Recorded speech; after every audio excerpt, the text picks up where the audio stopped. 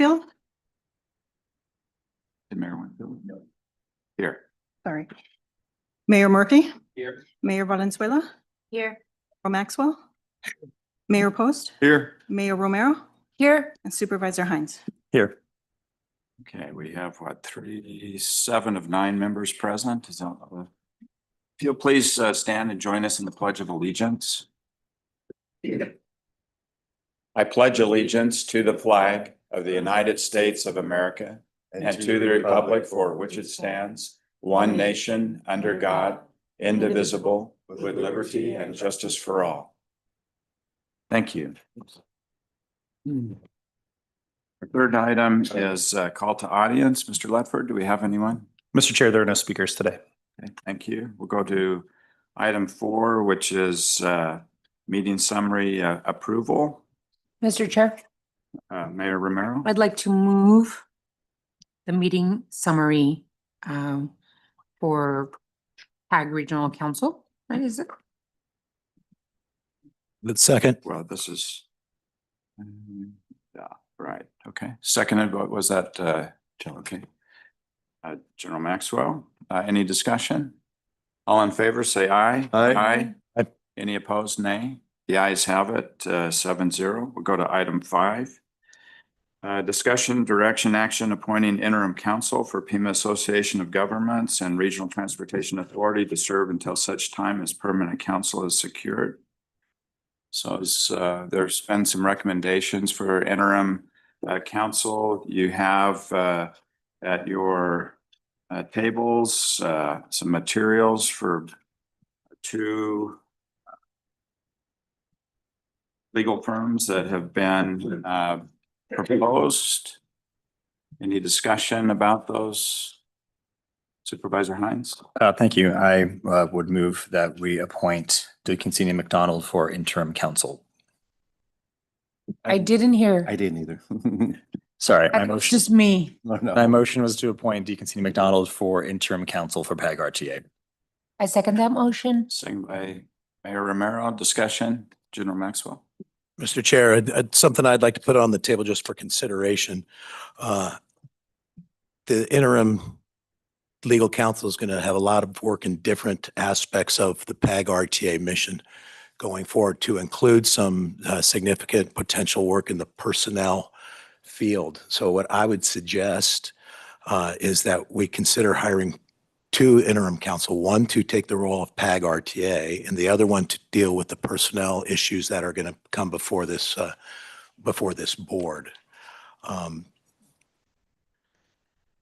I'd like to hear everybody's thoughts before I either offer a friendly amendment to this motion, but I'd like to hear what everybody's thoughts are first on that. I do believe if we try to flood a single brand new legal counsel with both of those, which could be incredibly weighty issues depending what rolls out of on the personnel side, and we know we have action that the board's approved at the last meeting that's going to take some time and effort. So I think that's a worthy topic.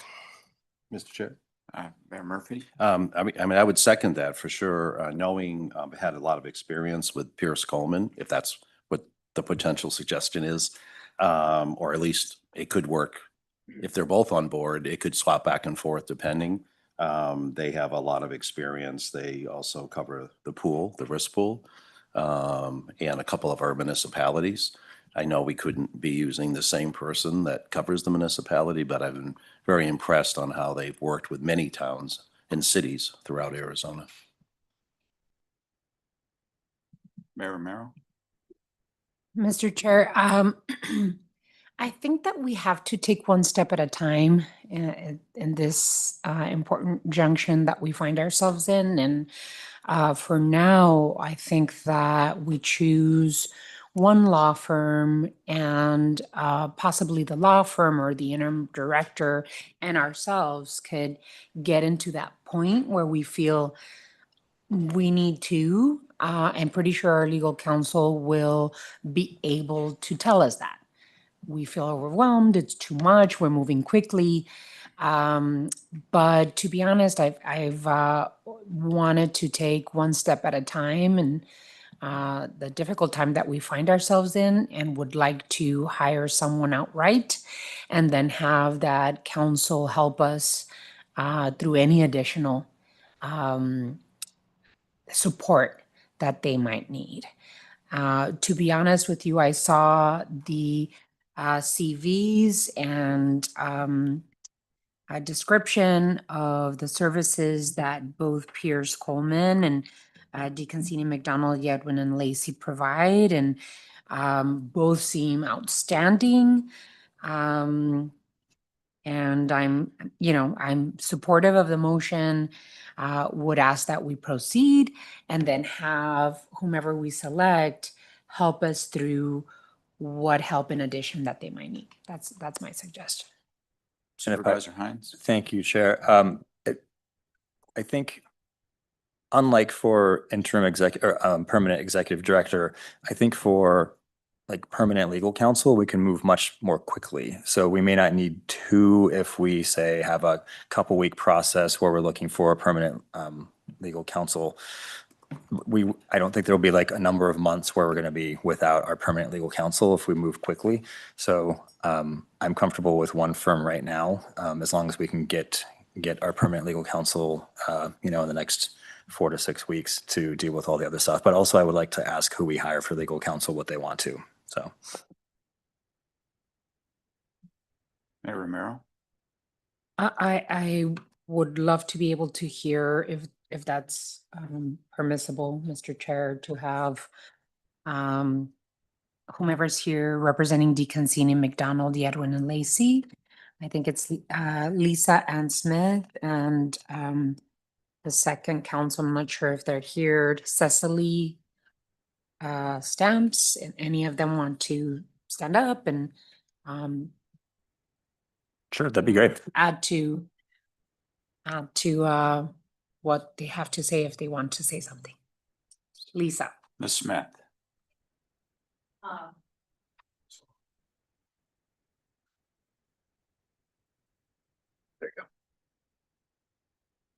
So in looking at what you're looking for, and I just now looked at the draft sort of RFP for permanent counsel, there are a number of areas that I have a lot of experience in. There are a number of areas that others in my firm have a lot of experience in. And there are some areas that I don't necessarily have experience in. Personnel is one of my main areas of practice.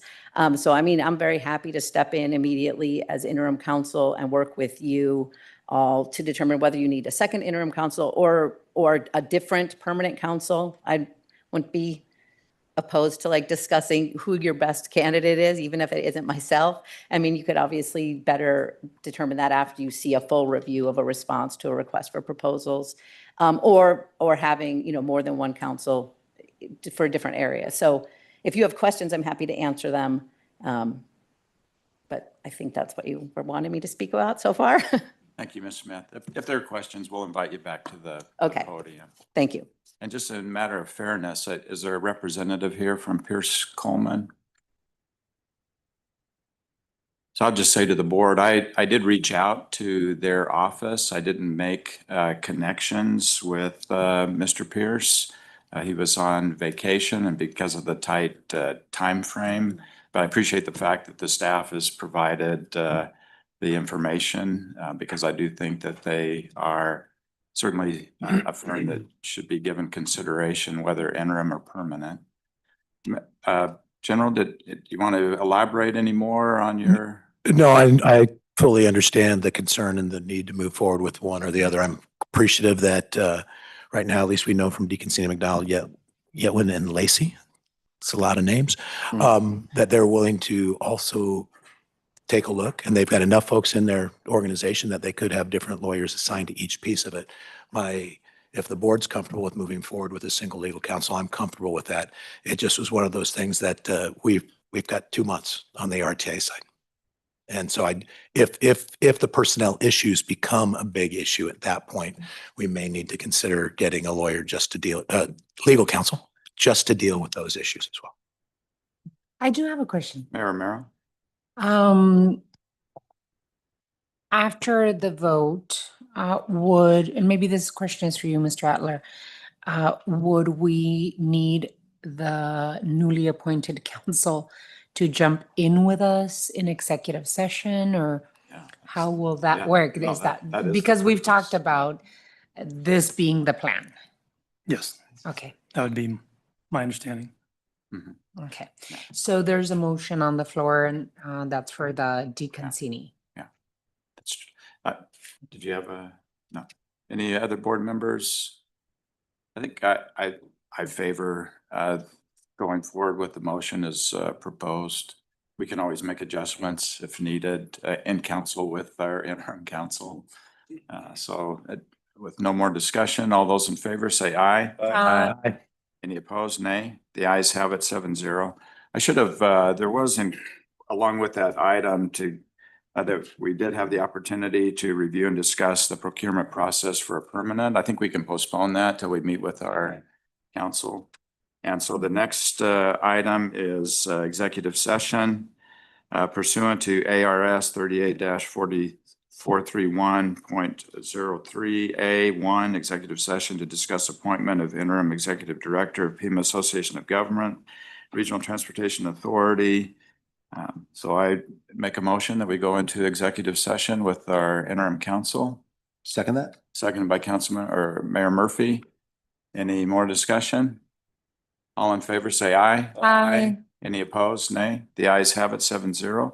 So we'll go into executive session and return to regular session when that's completed. Thank you. Thank you.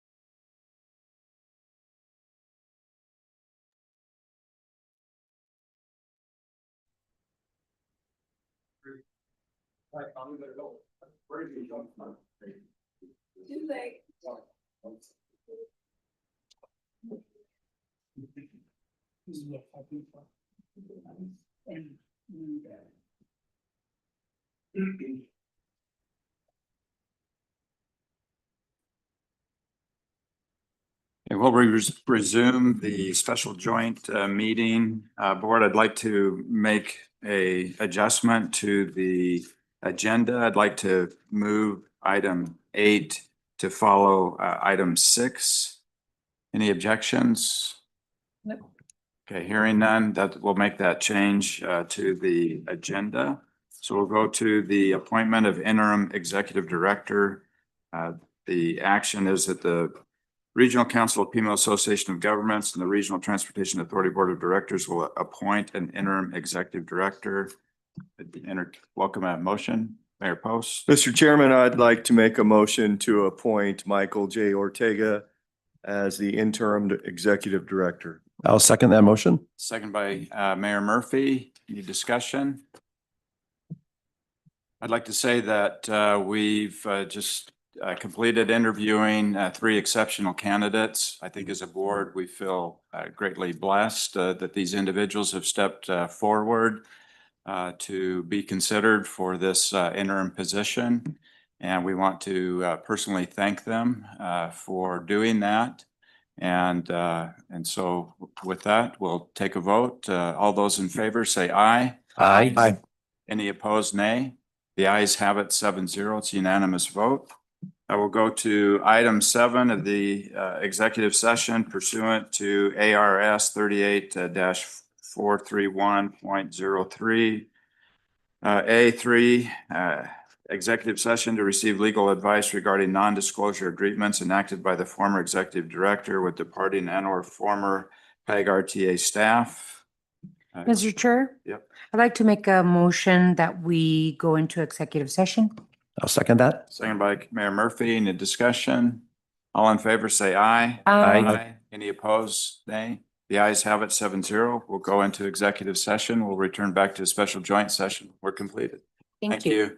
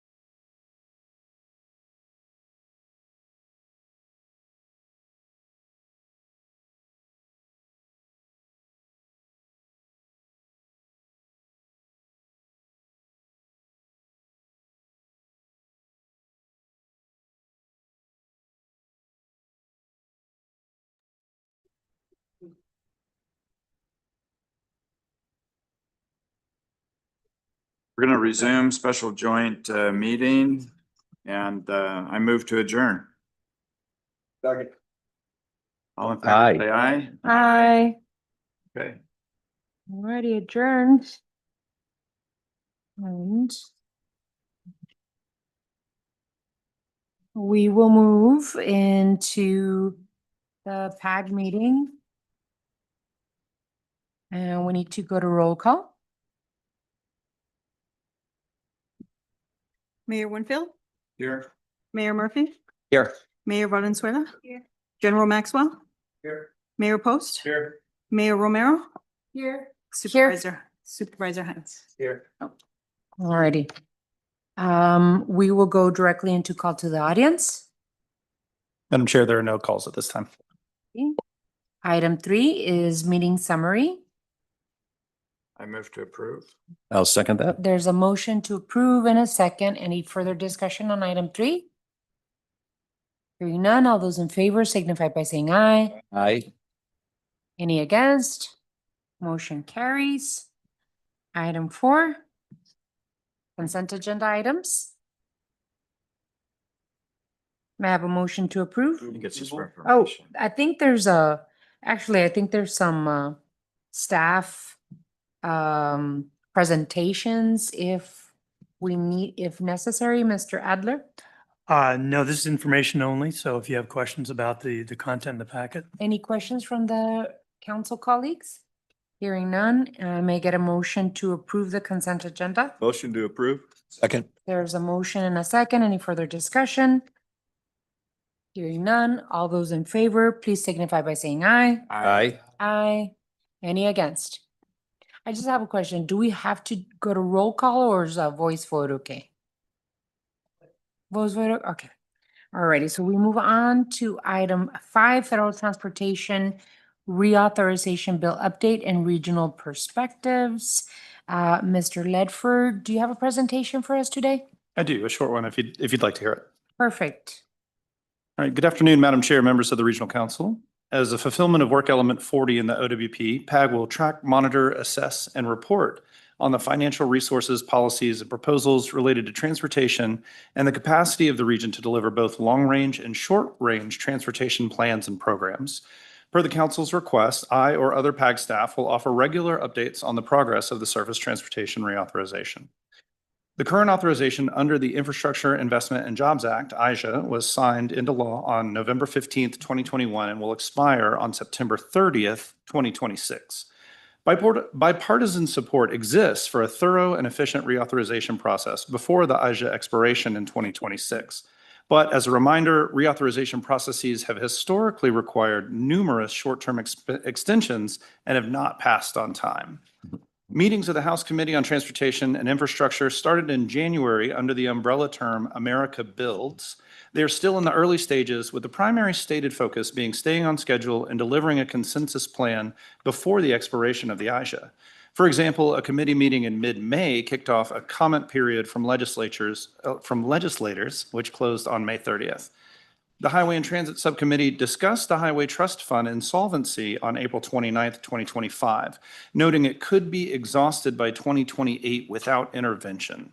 Since 2008, $275 billion have been transferred from the general fund and other sources to the HTF, including $118 billion under the IJA in 2021. A proposal to assess new vehicle registration fees was introduced, $250 for EVs and $100 for hybrid vehicles. These fees are proposed to adjust annually for inflation and would represent the first new Highway Trust Fund revenue stream in over 30 years. This item now appears in the One Big Beautiful Bill Act, which passed by the House by one vote and is now slated for the Senate. We look forward to providing updates in future meetings as substantive developments come to light, and I'm happy to answer any questions that you might have at this time. Any questions from any of the council colleagues?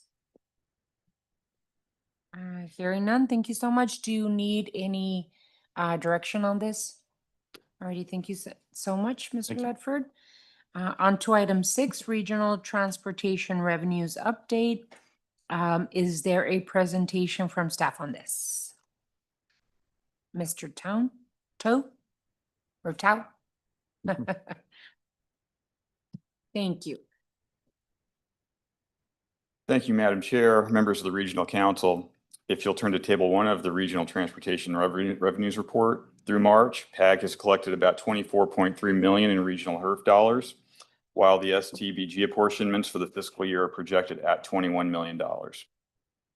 In Table 3 and Figure 1, through March, more than 132 million in HERF and vehicle license tax was collected across the region. As I mentioned, PAG collected about 24 million, while the remaining amount was distributed to member jurisdictions. Regional HERF revenues show a slight decrease year over year and a 4% increase compared to the 5-year average. Table 4 shows HERF 12.6 in detail. Through March, we collected 24.3 million, which is more than 16% over the ADOT official forecast. Reporting of actuals was delayed in November and December of FY24, affecting the year-to-year comparison. Table 5 shows HERF 2.6 with stronger than expected collections totaling over 5.4 million through March. And with Table 6 through March, PAG had over 119 million in an interest-bearing account. Most of these dollars are spoken for. In Table 7, we look at the city and town HERF distributions year to date. Table 8 shows HERF 12.6 and 2.6 we have already seen. We also have Pima County HERF and Pima County vehicle license tax, the portion set aside for transportation use only. And Table 9 has the previous 5 years and lets you see how much HERF your city or town received, while Table 10 shows us gallons of gas sold in Pima County through various fiscal years. Keep in mind that the amounts shown are for the same year-to-date period during the previous 4 fiscal years. The region typically sees about 13% of statewide gasoline sales, and through March, we were just under 13% for the fiscal year. And in Table 11, nearly 94 million has been collected in TPT through March, trending closely to the adopted budget while showing a small increase from the same period last year. Madam Chair, thank you. Happy to address any questions. Just one Any quick. questions on this item? Supervisor Hines. Thank you. How, like, in terms of like interest over time, how much comes in just from interest on the funds we keep on account, like in the average year approximately? Are you referring, Madam Chair, Supervisor Hines, are you referring to TPT or the HERF dollars? Kind of everything. I'm So, sort of clarifying because I don't know. yeah, well, I believe last year, the audited numbers showed that we collected about $7.5 million in interest on excise tax, the excise tax portion. The HERF amount is not quite as easy to isolate. It's not something that I follow as closely, so I would have to get back to you on that. You do have that, okay. If I may, Madam Chair, members of the Regional Council, lately we've been accruing about $400,000 monthly for the HERF 12.6 account in interest. Oh, that's more than $10 million, right? That's cool. All right, great. Thank you. Any other questions? Could I just have a follow-up on that? So typically, when we earn that kind of interest, is it part of the programming to future projects or close the shortfall or whatever it might be? You know, specifically, what do we do with that interest that we're earning? So there is an unencumbered portion that is not programmed in a TIP, but it is part of the $261 million fund balance that we've discussed. So it's there in an unencumbered state, but it's not in the TIP. Right. Okay. Yeah. Got it. Thanks. Any other questions or comments on this? Alrighty, hearing none. Thank you so much, Mr. Toe. Item 7 is the 2055 Regional Mobility and Accessibility Plan Development Update. And I do have listed Janet Doreen. Jeanette DeRen. Thank you, Jeanette Madam DeRen. Chair, members of the Regional Council. My name is Jeanette DeRen. I'm the Transportation Planning Director here at PAG. I'm here to provide an update on our 2055 Regional Mobility and Accessibility Plan. This is our federally mandated long-range plan that you've received updates on pretty much every one of your past meetings, but I'm really happy to be here today, mainly to let you know that the draft is available. It is live on our website. And it has been shared with our Transportation Planning Committee last week. They did take a motion to open the 30-day public comment period, which opened on Saturday. So that'll run through July 14th. At that time, once we receive all those public comments, we'll be taking those into consideration as well as any comments that we receive from our TPC members and our RMAP working group members. And we'll be wrapping that effort up here, hopefully at the end of next month. I did just want to take a few seconds here to point out some of the key elements of the plan. There are 170 in plan projects. That list has been included with your packet now for the past several meetings. But included in that list are $800 million of categorical funding for bicycle and pedestrian improvements, $5.5 billion for transit operations, maintenance, facility improvements and expansions, and $7.1 billion in multimodal roadway capacity improvements. So we hope that those investments will be good for our region. We also track 39 performance measures, and we're on pace to meet 59% of those performance measures. So the full report on our performance is in the plan, as well as a full complement of all different data that pertains to the existing conditions of our roadway network. Also included are a detailed air quality analysis, as well as Title VI analysis, as well as a full rundown of the outreach that we did last year, where we received 4,500 survey responses and the results of 10 drop-in events that we had at that time. So right now, we anticipate bringing the final draft to this group at your July meeting for consideration and adoption. And between now and then, we look forward to receiving comments from the public as well as from your teams. That's all I have today, unless you have any questions. Any questions? General Maxwell. As always, outstanding briefing. Appreciate it. The one thing I might ask is for those watching us online, if you just had those numbers you put down that were summarizing everything, it'd be a great single slide to throw up and have up there. That way everybody who's watching can see a little bit more, because you do a great job highlighting and summarizing all that. So let's spread the news. Thank you so much. Really appreciate the update. We move on to item 8, which is adjournment. May I have a motion to adjourn? So moved.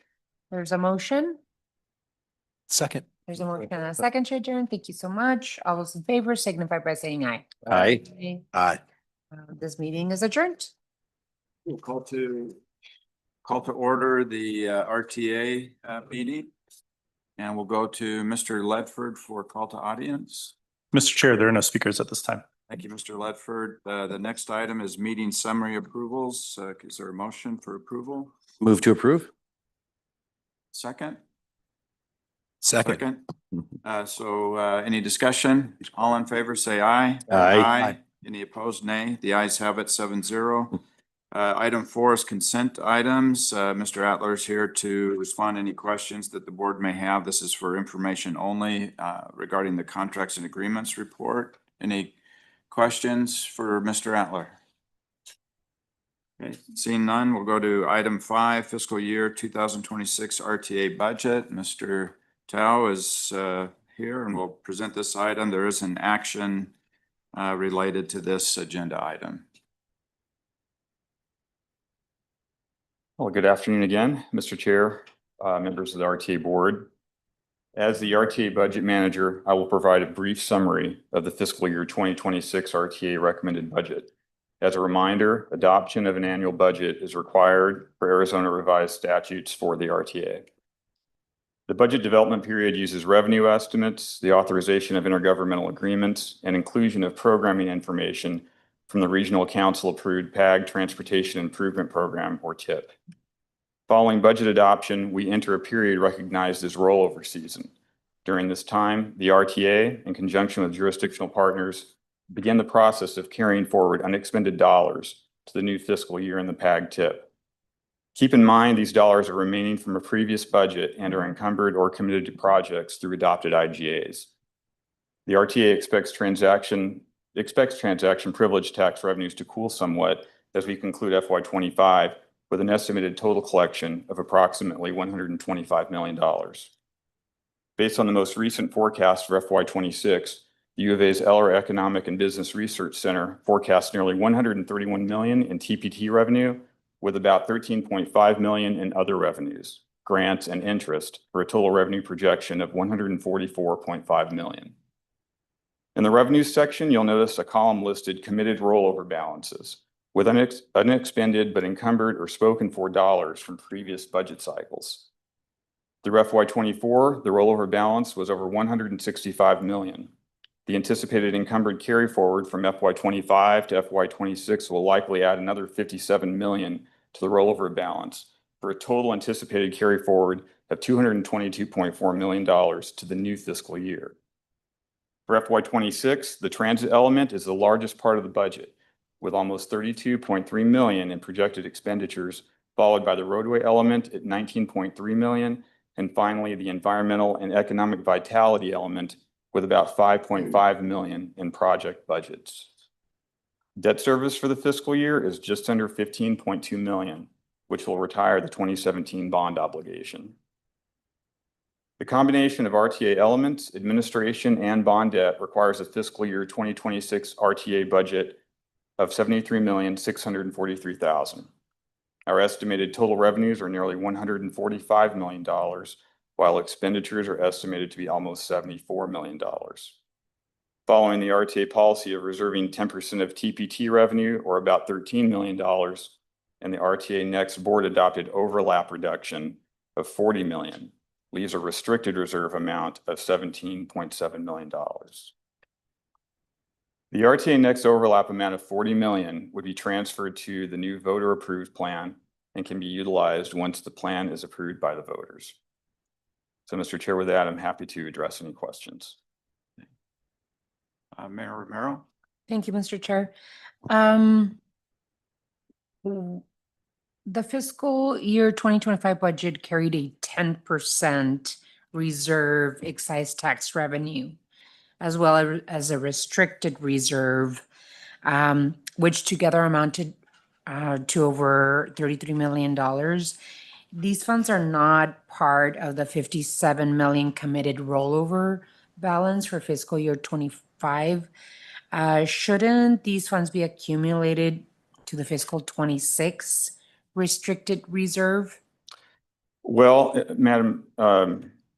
Chair, Mayor Romero, the rollover amounts shown here are only applying to those that had budgeted amounts in a previous fiscal year that are in the TIP, that are programmed in the approved TIP.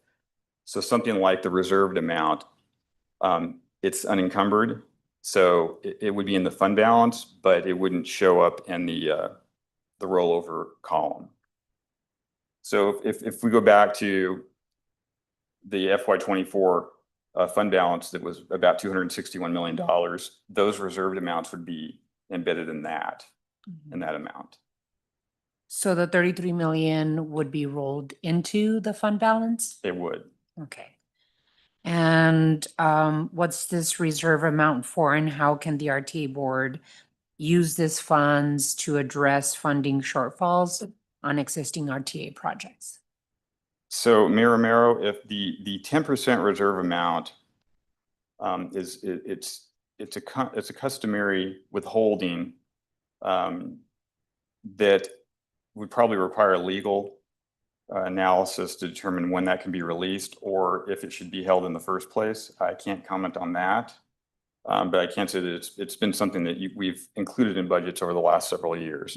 The restricted reserve amount is technically, it's unencumbered, it's available in a sense, but then we get into the 10% rule where those funds could not be used because they had exceeded 10% of the ballot amount, is the way I understand it. That also would require a legal review, so I wouldn't be able to answer that. So in theory, the 17.7 could potentially be used to complete the projects. Is that what I'm understanding, or no? If those dollars are unencumbered, and if the legal opinion were to state that those were available, yes, they don't belong to a project and they could be hypothetically programmed in the TIP on a particular project at the board's discretion. So the board would be able to assign those funds to potentially projects that are short?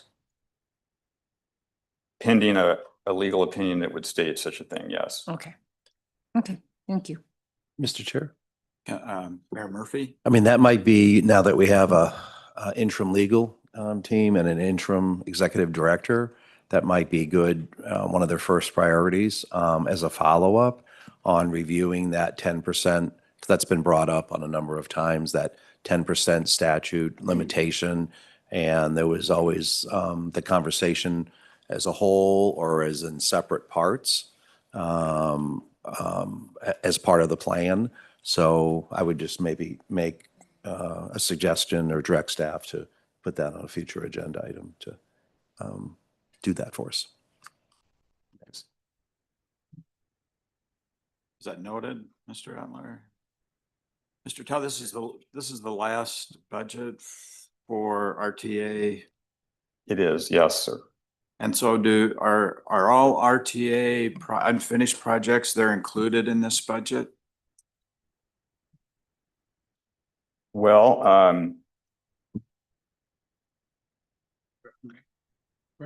sure. Mr. Chair, members of the RTA board, my understanding from the previous executive director was that we were going to continue to need to develop an annual RTA budget, despite the fact that the current RTA is sunsetting, because there'll continue to be work on these projects. Okay. Well, in a sense, yes, thanks, Jimmy. The revenues will cease at the conclusion of the fiscal year. We would have to address the rollovers in some way. I'm not sure we would call that a budget, but we would have to address those rollover dollars annually beyond the sunset of the current RTA. So that's true. Would that explain then why I don't believe there are some projects that aren't included in this budget that are projects that haven't been started. Is that the reason that they're not included in this budget? Because it's anticipated that they're going to be in a future budget? Well, there's a possibility that the fund balance, the $261 million fund balance, as of the conclusion of fiscal 24, that those dollars are encumbered in the sense that they are in the current TIP, but they're hitting a future fiscal year, something like that. Yes, but they won't be attached to future revenues. They're attached to revenues that that are already within our fund balance. Understood, but there are some projects that aren't included in this budget that are part of the current RTA, but they're not included. Sir, I would defer to Mr. Ellis for any, Rick, if you wouldn't mind, just any projects that would begin post fiscal 26 that have not currently been, haven't seen funding yet. I was going to say there's some, particularly the ADOT projects. Those are programmed in the TIP, but the activity on those, they'll start prior to June 30, 2026, but they haven't started yet. Those are an allocation already committed on that. We've got other projects in the hopper that are going to be coming up with their expenditures as well. So how they fit into this budget or how they align with their timing, that'll still be worked through. General Maxwell and then Mayor Romero. Mayor Winfield, I think that the line of questioning is perfect, and I guess I'm still confused too. If we know projects are starting, why aren't they showing in the budget? And the ADOT ones you referenced, they're in the TIP. They're probably in our 5-year plan. They're going to be started and expended prior to the end of the fiscal year in 2026. So I guess I'm also confused why we aren't showing those, because it's, as we're trying to move forward and show completion for our RTA, the original RTA projects, to say we've got $226 million in the banks, a great thing for, feeling good about how much money we got, but it's not getting progress on. So I think it's to our benefit to show those projects to the public in the budget. If we know, we understand there can be delays, but a budget's a budget. It's something to be worked from. It's not hard and fast. Sir, as it relates to this fiscal year, just through fiscal 29 in the current TIP. Because this budget is focusing solely on fiscal year 26. Understand. I just thought I heard Mr. Ellis say those ADOT projects will be started before the end of fiscal year 26. That's again why they aren't necessarily. Here's my question. And those are included in the TIP. So they're being funded with other funding sources in addition to the excise tax, or they may be funded exclusively by other sources that are eligible by RTA. So they're not using any of our RTA funds. Sounds. No, they are not. Okay. I And mean, those are that using the part makes regional sense. allocation. Does that Okay. answer make more Oh, sense? absolutely. I mean, there's so many of that's sometimes something that we lose is so many of the projects that are funded on from the federal dollars, especially if they're ADOT projects, may not touch the RTA balance. But I do think if there's any RTA projects that we have plans to start in fiscal year 26, we definitely need to show those. They would be shown, sir, and I'll add to that, there's approximately $30 million in HERF that's funding RTA projects this year that won't be shown in this budget either because it's exclusive to TPT. So. All right. Thank you, sir. Thank you, Mr. Chair. And I think I have a lot of questions in terms of what's in the restricted reserve besides the $17.74 million that we're showing today. And it's, it's this conversation is very connected to the next item that we have in conversation. My question, I would say, is budgets usually can be moved and changed during the fiscal year. Is that the case with this as well? Certainly. I mean, we in the past, we have had amended budgets. Usually they were connected to the rollover activity in the summer. But at some point, the board granted us permission just to incorporate the roll without having to come back and do a formal amended budget. And I stated also, if let's say RTA next were approved by voters in the spring, it would require an amended budget at that time as well. So certainly we can have an amended budget. If we add funding to a particular project, to say hypothetically that we've done in previous years, that's simply an IGA amendment and a TIP amendment. We wouldn't come back and amend the entire budget, but we would supplement funding during the year. That has certainly happened in the past. And the reason I'm asking is because item 6 is the cost to complete conversation. So I know that you're asking us to approve the budget right now. And so it's important for us to get on the record that we can amend the budget based on the needs as we move forward to try and complete those projects that are not funded in the budget. So as long as we have the flexibility to amend, then I think that we'll move to approve the resolution 2025-001 and adopting the RTA budget for fiscal 25-26. I'll second that. Second by Mayor Murphy. Supervisor Hines, I don't know if I can actually ask my question now because there's a motion. well, It's a discussion. Discussion, yeah. Okay.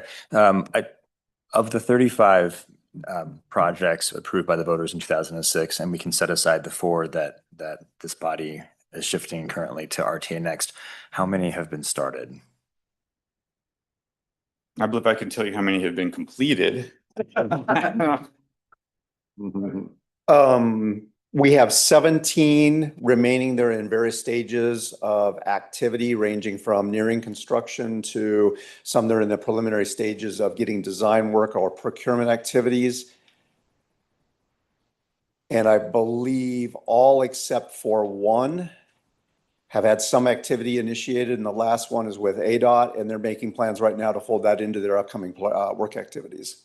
So we expect that to start, and they've signed a letter of agreement on that to make sure that they're complying with the June 30, 2026 timeframe. Thank you. And is that, Mr. Chair, and sir, does that include the 4 that were deferred? No, the 4 deferred are separate from those 17. Okay, thank you. Yep. Any more discussion? So there's a motion seconded. All in favor, say aye. Aye. Any opposed, nay? The ayes have it 7-0. Thank you, Mr. Tao, for your presentation. Others for joining in. Appreciate it. We'll go to item 6. There's no action with this item. It's cost to complete RTA project, statutory mandates and legal requirements. Mr. Atler. Thank you, Mr. Chair. I had made a recommendation to remove the packet materials so we could go back. We're all resetting. And as Mayor Murphy set me up for this, thank you for that. We need to work with our interim counsel and our interim executive director to look at that path forward, because there's been conversations about a variety of things, including interpretations of statute that for things like scope changes that will feed directly into, this item and the next. So we wanted to have the opportunity as staff to have those conversations. And again, I'll be sending Ms. Smith quite a few items for her to review. But there are things like we've been asked to look at updated costs for deferred projects. We've talked about transit. Is there going to be a bridge? Should we not get to RTA next? And I'm not talking about that right now. Next spring. But if we have to go forward, how do we address the transit element? So I think that summarizes it fairly quickly, but. Questions from Mr. Adler, Mayor Murphy, or Mayor, excuse me, Romero? Mayor Romero? He saw your hand and said me. Thank you, Mr. Chair.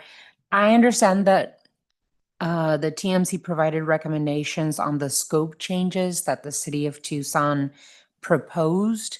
However, before we, the RTA board, consider scope changes, we need absolute clarity on the available funds to complete the 2006 RTA plan.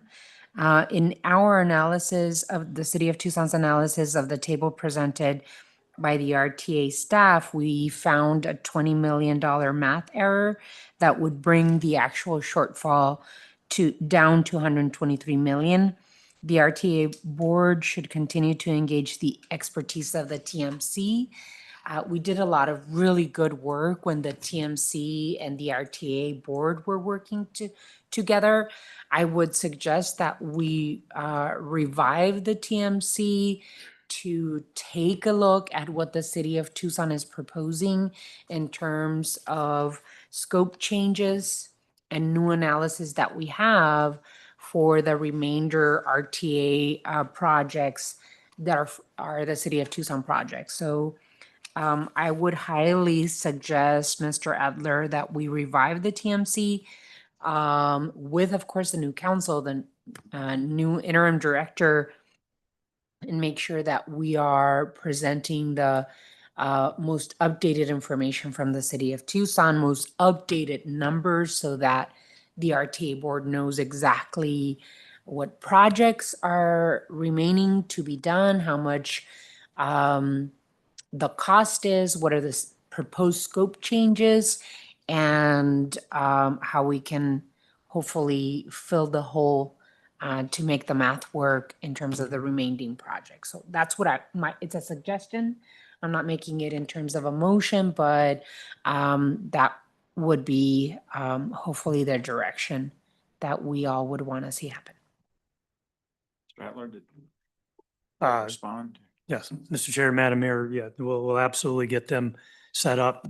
Again, we need our new council to weigh in on the statute as it relates to the scope changes and see how we would move forward with that. So we'll give her till what, 6? Come up with something, but we'll get TMC scheduled.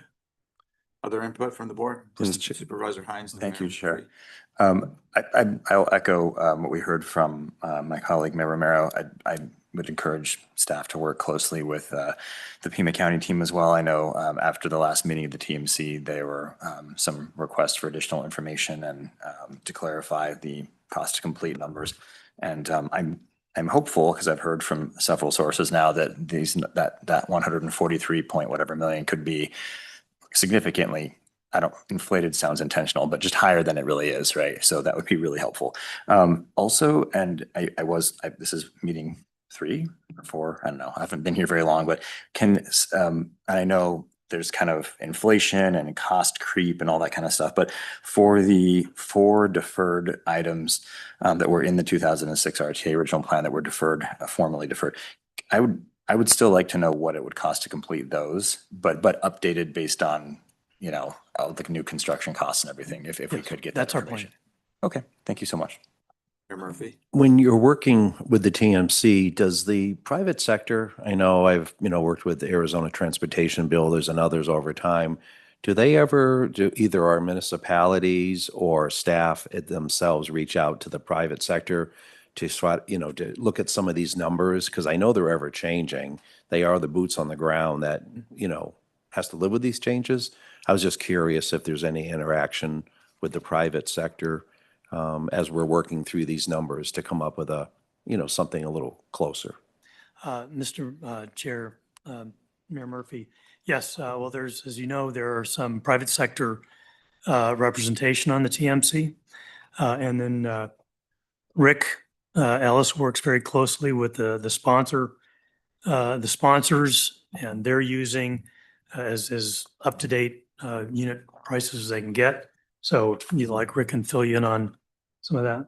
Nope, you said it perfectly, and that is correct. So when we're working with the jurisdictions, what we try to do is target around major milestones where a deliverable has been turned by the project team, so that we're going through using the latest, greatest numbers, information available. We're also consulting with our cost estimating expert to make sure we're aware of trends, patterns, things that may be coming up that give us an indication on that, and then trying to cross-check that to make sure what we hear out of one matches with another and there's not anomalies, or if we can explain it, that we understand it. Thanks. Appreciate that. Any other, Mr. Adler, any other direction from the board that would be beneficial to you and the staff? Not at this time. Again, once we get some determinations, then we'll be asking for some memos to come your way. Okay. All right. Thank you. We'll go to item 7, RTA Next Plan Development Update. Mr. Adler. Thank you, Mr. Chair. So we put before you a list of some milestones that we feel several of us got together on Friday following the meeting that we'd had with you and Mayor Romero on Thursday to try to come up with something that is a little more definitive.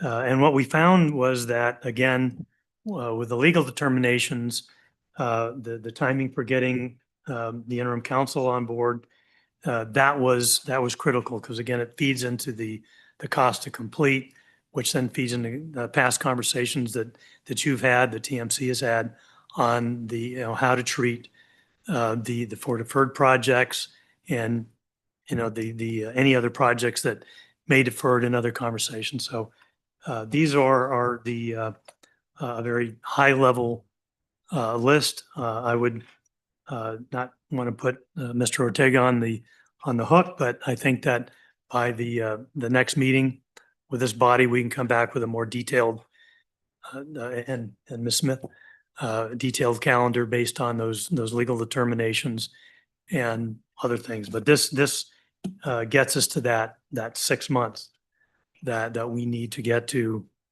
get on the ballot.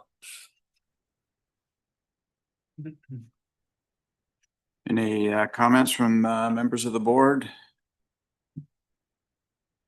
General Maxwell? Yeah, Mr. Chair, and if I'm getting ahead of this, we can feel free to curtail me, which is something I need quite often. Obviously, we know that we've had a lot of conversation today about how short the window is to try to get to it. We all know that getting to a plan. I've been very encouraged today with a lot of the conversations about the unity of this board's effort to do everything we can to try to meet that ballot requirement by March of 2026. The one worry that I've got is between now and what effectively, in order to get to the Board of Supervisors by no later than September 16th, means we've got to the last meeting in August. And right now, I believe we've got a July 31st meeting scheduled. We've got an August 26th, some towards the end of the month. So I would recommend we put another one in early August on as well. And I think it's important that we as entities start looking at both the feedback that we got from the public regarding this. I'm going to ask you, Mr. Chair, to include a section on the July 31st meeting that will provide some polling that has been received on the RTA, very similar to a lot of the same questions and a lot of information that was funded, full disclosure, by SLC and about 7 other business entities. And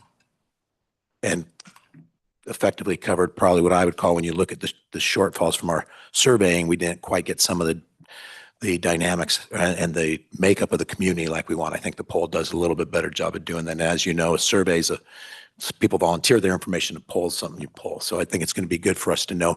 But I think we all need to start thinking about what do we see that we can improve this plan? And I do think it's important we improve the current plan for consideration. But the number of meetings we have and the effort we are going to put forward is going to make the difference of whether we hit this deadline or not. But I am coming out of today's meeting feeling more optimistic because I've seen a lot of discussion on the regionality and the importance of this. So. Supervisor Hines. Thank you. And I would echo a lot of that, and also encourage our new interim executive director to re-engage with the legislatively framed committee structure. I'm not suggesting we go back to the citizens advisory level, but I'm saying that like we have this entity has a lot of committee structures with experts, impaneled experts, and I don't believe they've been engaged or utilized to the fullest extent. And given this timeline, we need them. And I know that they want to be helpful. And so I think simply just the simplest of like, hey, do you mind? And I'm pretty sure they're all going to say absolutely. So let's do that too. Mayor Romero. Mr. Chair, I agree with everything that has been said. Totally agree that I believe we're going to have early August meeting as well. There's a lot of work that remains to be done. And I believe, and I can only speak for Tucson residents, I believe that Tucson residents will be asking us about a plan to fund the first RTA projects. And so we've got to pin that down. I think that the TMC could really help us with that. And, but we've got to have answers as to how we're going to complete the RTA 1 projects that have not been sometimes even completely funded. So I think it's critical that we figure that out as we continue speaking about an RTA next plan, because that answer to that question of how we're going to pay for the current RTA projects could help us build the plan for the RTA next. So yes, I agree, I absolutely agree. Tap into the expertise in our committees. TMC, I know, is ready to help us through this, and looking forward to see another additional meeting in August for us to, put the pedal to the metal and try and figure out how we salvage this. The other? Okay, seeing none, we'll go on to item 8, which is the meeting schedule. So it's been recommended we have our next meeting July 31st. I think I've heard consensus on an early August meeting. And so Mr. Adler, will depend upon you and your staff to poll the board to get an August meeting scheduled. And then I think at that point, we'll look at future meetings. Everybody good with that? I have a question. Mayor Romero? Would it be worth to give Mr. Adler and our new interim director, Mr. Ortega, just to kind of take a look at what you all can do to get us to the next meeting, whether it's July 31st or maybe it's a few days before? I don't know.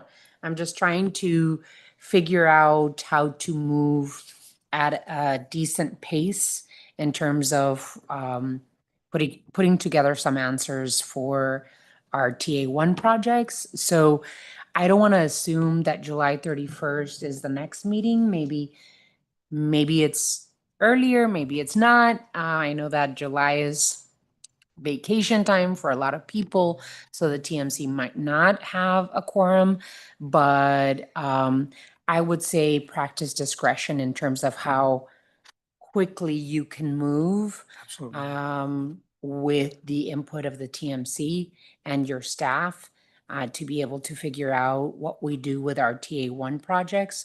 So if we can have a meeting in July that we don't have to wait until the 31st, then you let us know, and then quickly grab, do Doodle poll. a doodle poll to see who can make it. I can only speak for myself because the July 31st was a pre-scheduled Mhm. meeting. I've arranged my schedule to be at that meeting, but it'd be difficult for me to meet, not that I need to be at every meeting, but it'd be pretty difficult for me to meet other than that in July.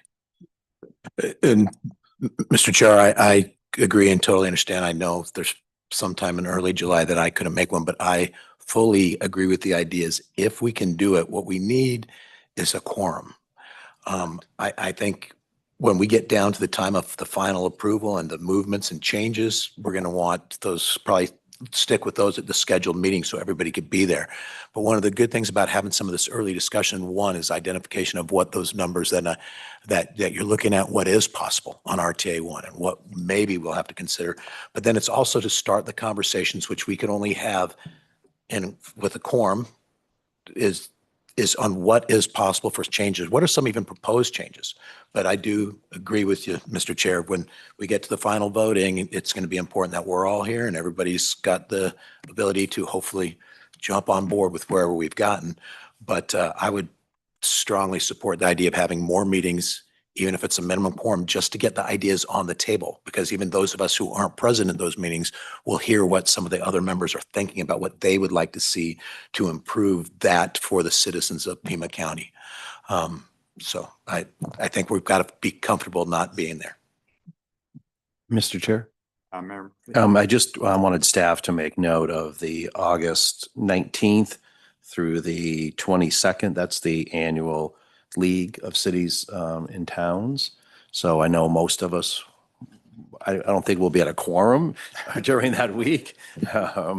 But I know a lot of us attend those. So I just wanted staff, when you're doing the poll, because I know you're not always aware of, some of these other types of meetings, that is a block that's blocked out. I think the key, Mr. Atler, is to get a poll out as soon as possible. But the other key, board members, is to respond. Right. to those emails that come out to us with those polls. And if I may, at the risk of being admonished by Ms. Smith, as a reminder, we do have to meet following the 30-day public comment period for the RMAT, because that will be a public hearing. Mhm. So Okay. we'll try to. You have to balance all that, right? Chair Winfield, could I just, I don't know if this is okay, but could I have a point of personal privilege really Representative quick? Hines, So, Supervisor Hines. I just would like to take a moment to thank the PAG and RTA staff, because I know this has been a very, this has been some transitions can be destabilizing, and I think we have an excellent team of support, and I really am grateful for all of you. And I'm looking at Ms. Smith's nameplate because she wasn't on staff or in any way affiliated with this organization, and she has one of these. Just from the beginning of the meeting to somewhere in the middle, but strong work, and thank you. Yeah, thank you, Supervisor Hines. And certainly before we conclude, I also want to express my appreciation to Mr. Atler, to Jackie, to staff as a whole. We appreciate all the effort that goes into preparing for this meeting. We realize there's a incredible amount of work that is required. And so we appreciate all of your efforts and responding to the board's questions. So thank you very much. Ms. Smith, thank you as well for joining us. And with that, we'll adjourn the meeting. Thank you. Thank you.